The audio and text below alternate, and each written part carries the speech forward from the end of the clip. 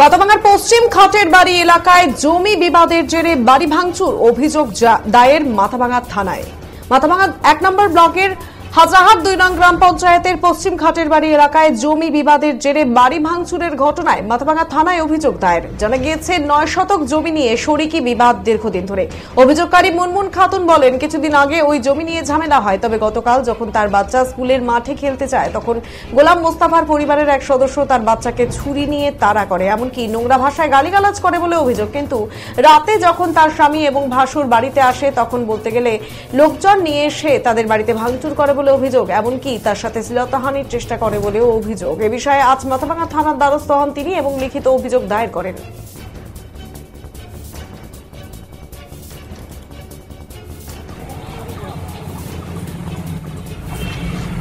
দুদিন আগে আমাদের একটা জমি নিয়ে ঝগড়া হয়েছিল।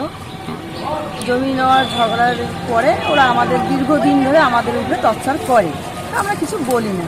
আমাদের বাড়িতে কেউ নেই, আমরা 2 স্বামী স্ত্রী, আমার এক মেজ ভাসুর কলকাতায় থাকে, বড় ভাসুর, আমরা এই কয়েকজন বাড়িতে লোক।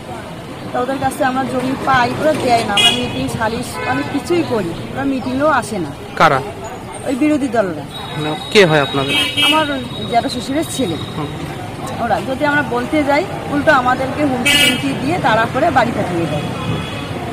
তারপরে আমরা পুলিশ প্রশাসনের কাছে সাহায্য চাই। হ্যাঁ, ও এখানেও এসে আমাদেরকে ধমকি দেয়, কিছু করতেও পারি না।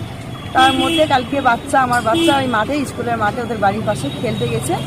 খেলতে গিয়ে ওদের বাড়ির বউ একটা আমার বাচ্চাকে ছুরি দিয়ে তাড়া করছে। বলছে যে তোদের পেটে ছুরি ঢুকে দেবে, যা তোরা কত কেস করবি কর গিয়ে।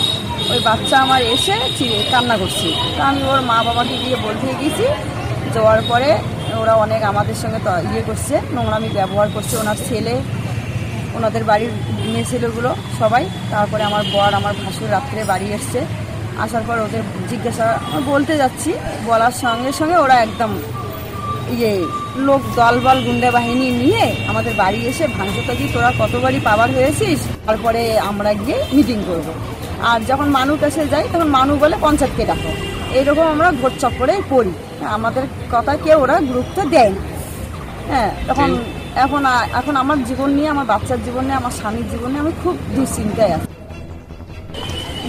গুন্ডাবাজি নিয়েই করতেছে ওরা গ্রাম। যদিও যার বিরুদ্ধে অভিযোগ করা হয়েছে তিনি সমস্ত অভিযোগ অস্বীকার করেছেন। তিনি জানান গোটাটাই সাজানো, বাড়ি ভাঙচুর এবং শ্লীলতাহানির যে অভিযোগ করা হচ্ছে পুরোটাই মিথ্যা বলে তার দাবি।